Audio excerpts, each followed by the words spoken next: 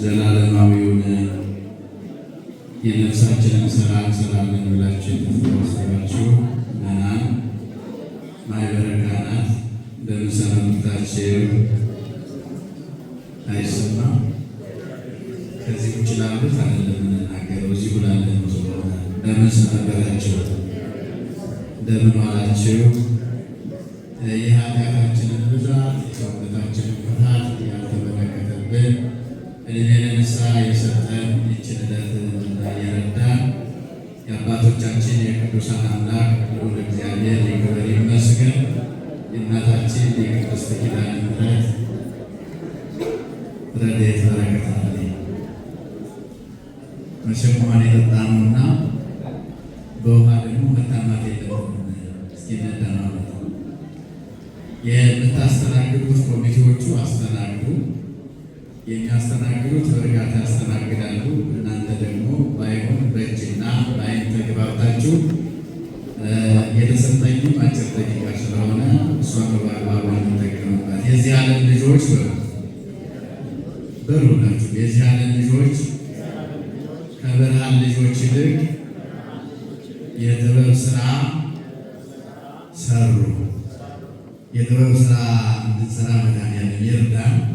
ይህንን ኃይለ ቃል ባለቤቱ አምላካችን ኢየሱስ ክርስቶስ በሉቃስ ወንጌል ምዕራፍ 16 ቁጥር 8 ላይ ወለደዚህ ዓለም ይጠበቡ በዓለሙ ወለደ ብርሃን፣ የዚህ ዓለም ልጆች ከብርሃን ልጆች ይልቅ እግዚአብሔር ከእናታቸው ማኅፀን ጀምሮ መርጧቸው ለክብሩ ለመንግሥቱ በኋላም ደግሞ በተሰጣቸው ቃል ኪዳን ለብዙ ነፍሳት ማረፊያ ካደረጋቸው ከብርሃን ልጆች ይልቅ የዚህ ዓለም ልጆች የጥበብ ሥራ ሰሩ።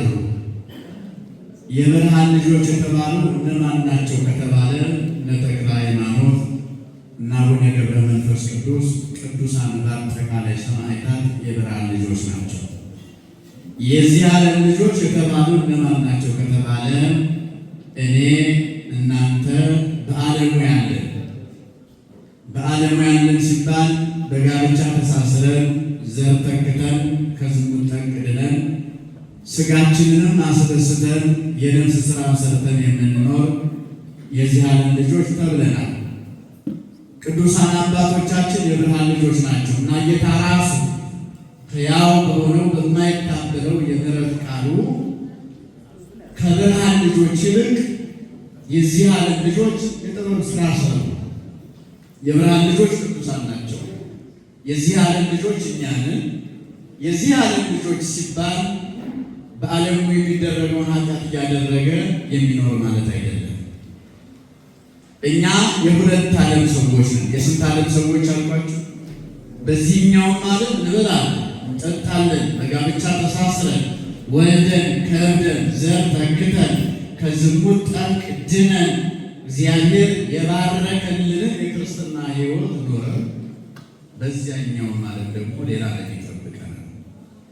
የብርሃን ልጆች ግን በዚህ ዓለም ደስታ የላቸው። በቀፎ እየተለጎሙ ገደል እየተወረወሩ ሥጋቸውን እየተቆረጡ አጥንታቸውን እየከሰከሱ ደማቸውን እያፈሰሱ እየተራቡ እየተጠሙ በደረቅ ራሳቸውን ነገሥታት እየላጯቸው ፂማቸውን ይዘው እየነጯቸው በመከራ ውስጥ እያለፉ ነው ለክብር የበቁት። ስለዚህ የብርሃን ልጆች ሰማዕታት፣ ጻድቃን በአጠቃላይ በዚህኛው ዓለም አንድ ቀን ደስ ብሏቸው እኛ እግዚአብሔር ይመስገን ዛሬ እንኳን ተጠርተን መጥተን ያማረ በልተናል አይደል? ያማረ ጠጥተናል። ይሄ የዓለሙ ባህሪ ነው። የብርሃን ልጆች የተባሉ ግን በዚህ ምግብ አንድ ቀን የተደሰቱበት ጊዜ የለም። አንድ ቀን በልተው ሥጋቸውን ያሳረፉበት ጊዜ የለም። ለዓይናቸው እንኳን የእንቅልፍ ጊዜ ሰጥተው ያስደሰቱበት ጊዜ የለም እና ራሱ ጌታ ሲመሰክር ከብርሃን ልጆች ይልቅ የዚህ ዓለም ልጆች የጥበብ ሥራ ሰሩ ይልና የእናት የአባታቸውን ቤት ረስተው የምንወዳትን የእናታቸውን የሚወዷትን ፍቅር ተለይተው ገዳም ገብተው ከኖሩት አባቶች ይልቅ የዚህ ዓለም ልጆች ይበልጣሉ።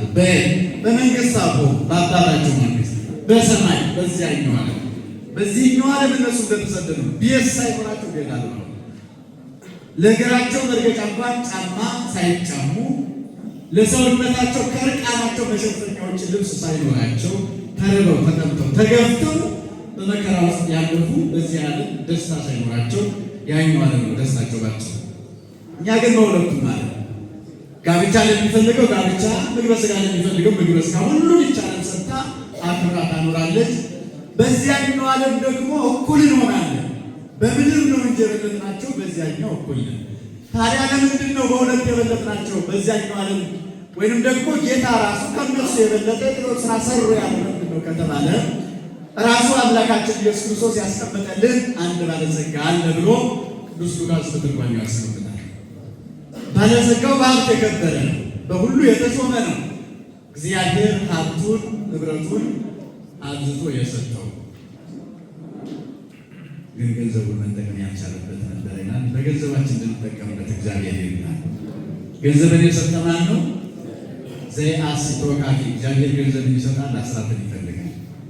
እግዚአብሔር ዓይንን ይፈልጋል፣ የዓይንን የታምራት ውጤት መመስከርን ይፈልጋል። እግዚአብሔር ምላስን ሰጥቷል፣ የምላስን በረከት ምስጋናን ይፈልጋል። እግዚአብሔር እጅን ሰጥቷል፣ ሰርቶ የሚያገኝበት የእጅን በረከት ምስዋዕት ይፈልጋል። እግዚአብሔር እግር ሰጥቷል፣ ቤተ መቅደስ ቆመን የእግራችን አስራት እግዚአብሔር ይፈልጋል። ባጭሩ ይሄ ባለጸጋ በሁሉ የከበረ ነው፣ ባለጸጋ ነው። ግን ገንዘቡን ለኃይለ ተቋይ ለመስጠት ያባከነ ጊዜውን የጨረሰ ለባለጸጋው 3 ወዳጆች ነበሩት ይላል። 10 ደቂቃ ስለተሰጠኝ 5 ታይኛና 5 ነው የሚቀረው። ስንት ወዳጆች አሉት አልኳችሁ? ስንት ወዳጆች? 3 ወዳጆች። አንደኛ ወዳጁን በጣም ከራሱ አብልጦ የሚወደው። ከምኑ አብልጦ? ከራሳቸው አብልጣቸው የምትወዱት ወዳጅ አለ የለም? ይኖራል። በመጽሐፍ አይተናል። ከራስ አብልጦ የሚወዱት ወዳጅ ያ ማለት ለራስ ከሚደረገው በላይ ለሌላ የምናደርግለት፣ ለራሳችን ከምንፈጽመው በላይ ለሌላ የምናደርግለት ባልደረባ ጓደኛ ይኖራል። እንደ ራሱ በእኩልነት ከራሱ እኩል የሚያይ ወዳጅ አለው። እጅግ ደግሞ የሚልቀው የሚያጠቃው ግን የእግዚአብሔር ሰላምታ ያልከለከለው አንድ ወዳጅ ነበር። ይሄ ባለጸጋ በዚህ ዓለም ለብዙ ዘመናት ከብሮ ኖረ። ከብዙ ዘመናት በኋላ ገንዘቡ አለቀበት፣ በሰዎች ላይ ወደቀ። በሰዎች ላይ ከማለት እግዚአብሔር ይጠብቃችሁ። ማጣት ደግሞ ከባድ ነው። ክርስቲያኑ ሲኖር ነው። ውሻ እንኳን የሚከተልን ዳቦ ስናንጠለጥል ዳቦ ካላዘዘ ሰሞናችን ሊነግስ ነው የሚመጡ። መኖር ጥሩ ነው። ሲኖር ቤተክርስቲያን ይታነሳል። ሲኖር ነቢያን ይሰሩበታል። ሲኖር የኔ ብጮች ይጠጉበታል። ሲኖር ክፉ ቀን ይታለፉበታል።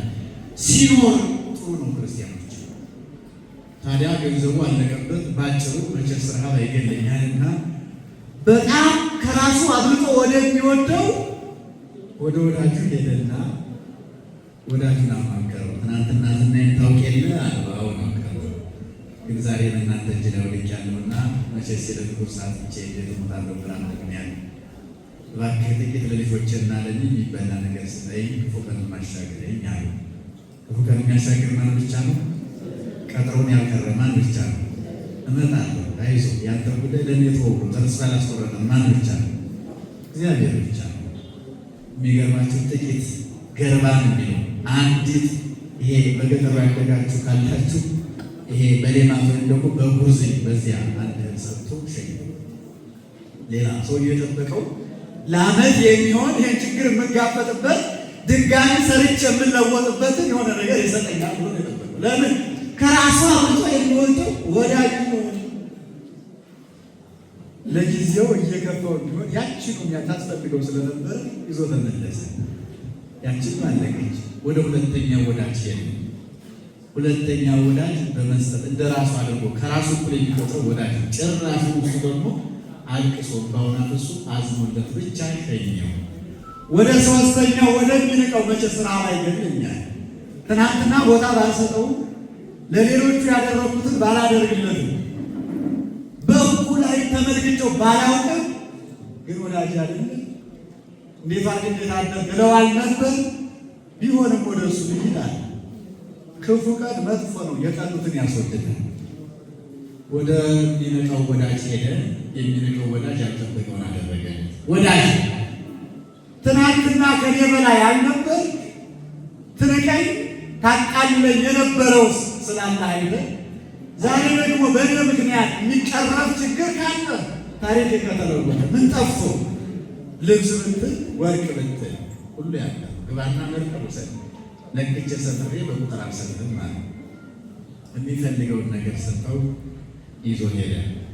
ይሄንን ሊቆ ሲተረጉም ገንዘቡ ያለቀበት ባለ ሶስት ወዳጅ የተባለ የዚህ ዓለም ባለጸጋ ነው ይላል።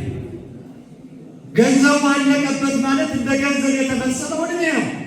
እድሜ ያልቃል ያልቃል ተረተውት ያልቃል የሚባለው ሳይሆን አሁን ዛሬ ለማምሸታችን እኛ እርግጠኞች ነን። ዛሬ አመሻ እርግጠኛ ነኝ ያውቀዋለሁ የሚል ሰው አለ።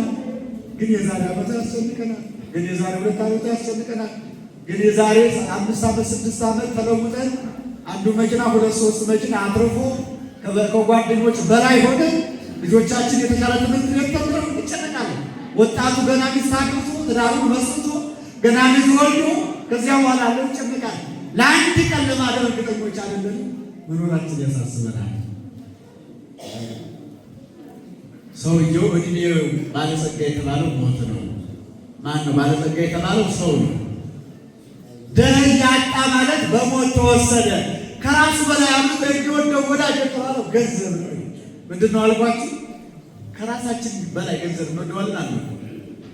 ተውት እናንተ አትደርሱ። ሰው ግን ገንዘብ ይወደዋል። ለምን ከተባለ ሰው ሊሰርቅ እየደቆ እንደሚገደል በአንድ በኩል ይጠረጠራል። ከተነካቤ የተወረወረ የተነዘረ ቢያርፍብኝ ልሞት እችላለሁ ይላል። ስጋት አለ። ጨለማን ተገና አድርጎ ነው የሚሰራው። ከዚያ በላይ ገንዘብን ከራሱ አምልጦ ስለሚወደው እጃችን ላይ ባለው ስልክ ነፍሳችን ከስጋችን ይለያል፣ ይገድናል ማለት ነው። ኪሳችን ላለው ገንዘብ። ስለዚህ ሰውን ሰው መግደሉ ከራሱ አምልጦ ገንዘብ ስለሚወደው ነው ማለት ነው። ከራሳችን አብልጠው የምንወደው ወዳጅ፣ ከራሳችን አብልጠን የምንጨነቅለት ወዳጅ የተባለ ገንዘብ ነው። እና ይሄ ሰውዬ በሚሞትበት ሰዓት ይላል ያ ገንዘቡ ጥቂት ሰጥቶ ሸኘው አይደል ያልኳችሁ። ወደ መቃብር ሲገባ ያችን መገነጃና ሰኔል መጀመር ስለዚህ የተጨነቅንበት ገንዘብ ከራሳችን አብልጠን የወደድነው ገንዘብ እግዚአብሔር ያሳያችሁ። ስንሞት አንዳች ነገር ተከትሎ አይደለም በጎ ስራችን የሚከተለው። ሁለተኛው እንደ ራሱ የሚወደው ወዳጅ የተባለው ሄዶ አማከረው።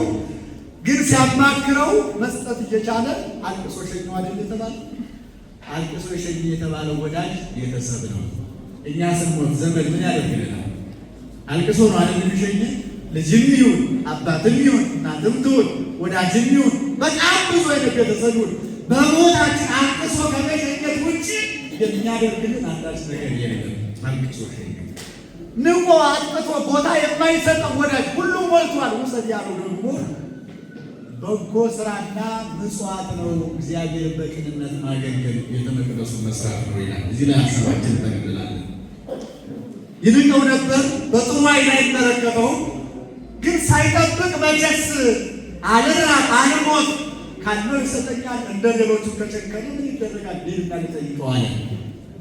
ወደሚልቀው ወደ ተባለው ወደ ምጽዋት ሄደ። ምጽዋት የተናቀ ነው እያልኳችሁ አይደለም። አብዛኞቻችን ለስጋችን የምንጨነቀውን ያክል በምጽዋት ለነፍሳችን ተጨንቀን አለማወቃችን ለማስረዳት ነው። ሁሉን ሰጠው፣ ሁሉን አደረገለት፣ ችግሩ ተወገደለት። ባለጸጋው ተመስገን አለ። ያ ጊዜ ያለፈ፣ ክፉ ቀኑ ተቀየረ። በሰጠው ገንዘብ ንብረቱ ተለውጦ ሕይወቱ ተለውጦ በደስታ መኖር ጀመረ።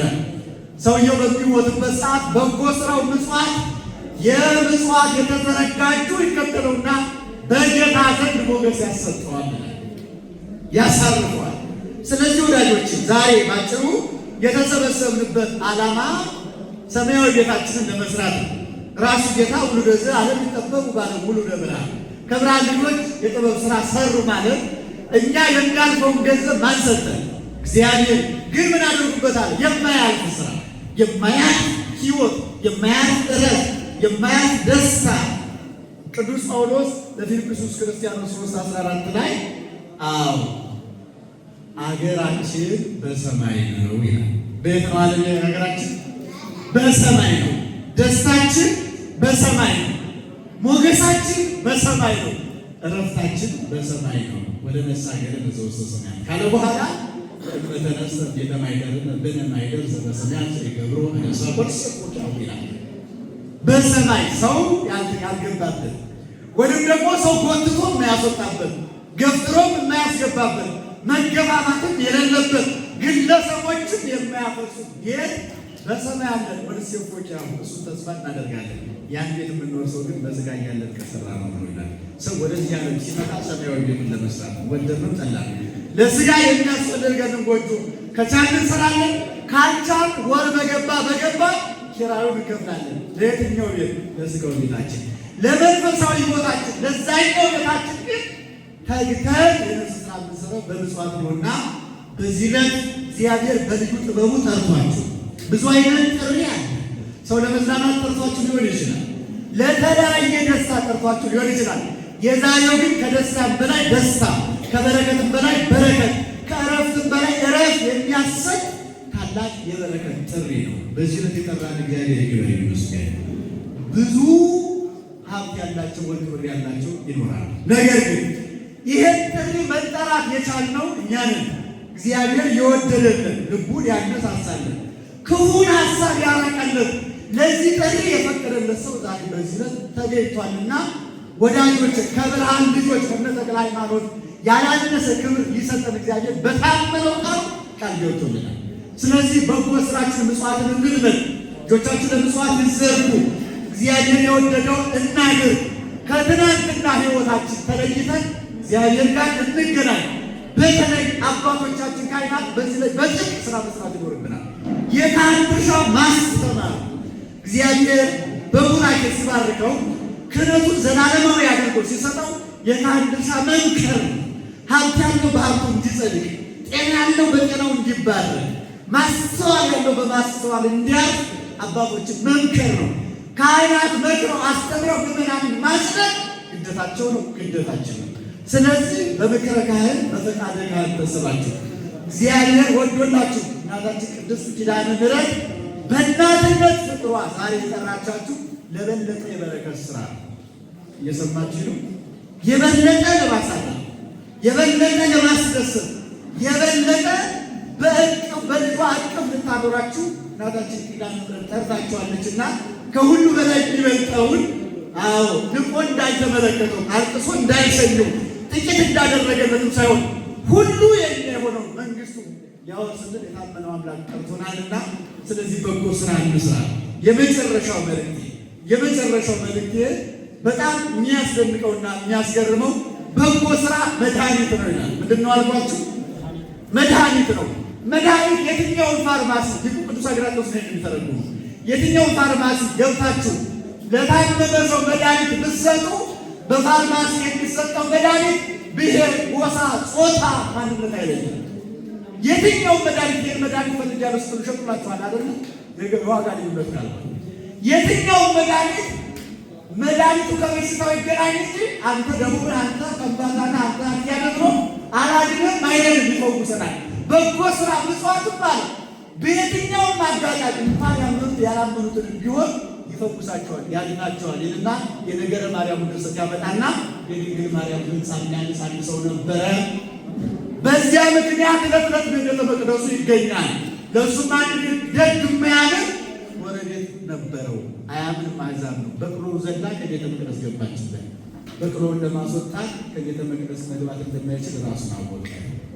ያልችልም አልተጠብነው አላም ቦታውን ለመግባት ይጨንቅ ግን በቅሎ የገባች ድንጋይ አነሳና አንዲት ድንጋይ አንስቶ በቅሎ ከመቅደሱ ልትባለ ሲወለውል ያቺ አንዲት ጠጠር ከህንፃው ላይ አረፈች። ሰውየው ሞተ። ኪዳነ ምሕረት ለዚህ ሰው ቆመችለት። መብራት ነውላችን ዛሬ ልትቆምልን ቃል ልትገባልን የጠራች የሰበሰበች ይማር ህንፃዬን አንጿል። ምን ሰርቶ አንዲት ጠጠር አሳርፏል። በቅሎ ለማስወጣት ወረወረ እንጂ አስቦ አላደረገም። በምክንያት ጭንቀቱን እንደ ጭንቀት ይቆጠርለት።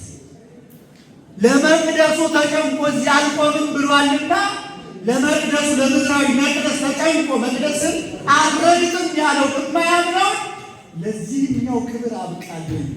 ክብሩን ያንተን ደግነት በዚህ ገልጣ አሳየኝ አለችው። ኪዳነ ምሕረት የቆመችለት የማያምነው ሰው ለመንግሥተ ሰማይ በቃ። ለእሷ አማላጅነት ነፍሱ ተማረች። ስለዚህ በየትኛውም ምግባር ውድቀት ላይ ብንሆን ኪዳነ ምሕረት በታመነው በልጇ ቃል ልትምረን ዛሬ ጠርታናለች። በጎ ስራ ሰርተን እንድንማር